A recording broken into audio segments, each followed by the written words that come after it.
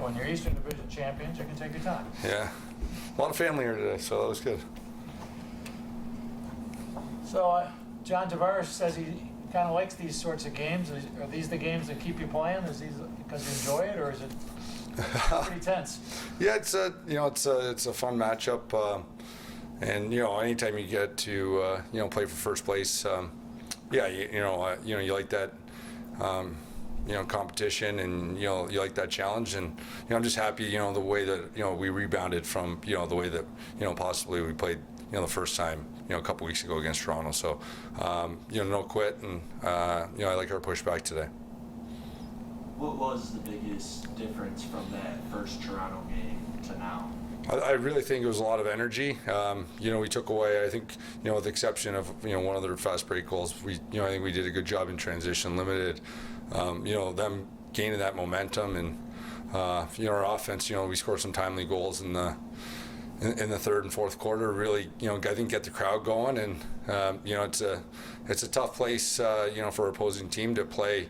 When Bandit Land gets rocking, and guys like Chase, those guys, Doga, they feed off that, and it's just it's one of those things where you just feel the momentum going our way. I think because of the great support we had.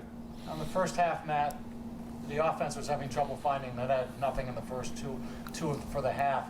Do you feel a little extra pressure in that situation, knowing that you don't have much margin for error? You don't want Toronto to get in a roll like it did 2 weeks ago? Yes and no. I think I think for the most part we were just trying to we were trying to establish some offense from the back end, and get some looks, and but we have some. We have some really good talent up front, and we know they're going to figure it out. So a little bit, I think our emphasis going into the game was trust.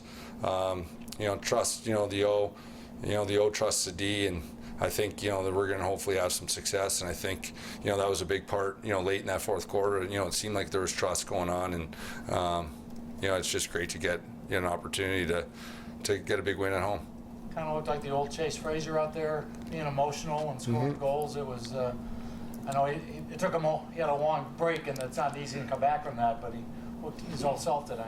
Yeah, I think Chase is a special player. I think everybody in the room, in our room, knows what he can bring to the team. And when he's going, it's it's tough, to stop him. Especially when he gets that energy, gets everybody fired up. Like it's a guy that I know other teams hate him, and we love to have him in our locker room because of what he brings. He brings that energy, and I think that we missed it at times this year, and I think that was a big difference tonight. Was him scoring some timely goals, but also him getting that crowd pumped up.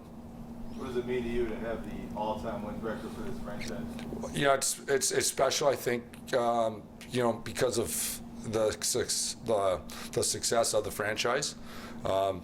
And it's a place where I grew up coming to and watching. I was in the crowd, watching Steve Dietrich. Probably set that record. So it's extra special because I think I grew up so close to Buffalo and grew up as a fan, and then now to be able to be a part of some really good teams. And as a goaltender, you can't do that if your team's not winning and having some success on the field. So I'm willing to a microcosm of that, and it's a special moment for not only myself, but I think it's a cumulative type of thing for how good of a team we've been the last couple of years. Matt, did you have any flashbacks, them down one in the final minute to the playoffs from last year? I don't know how many.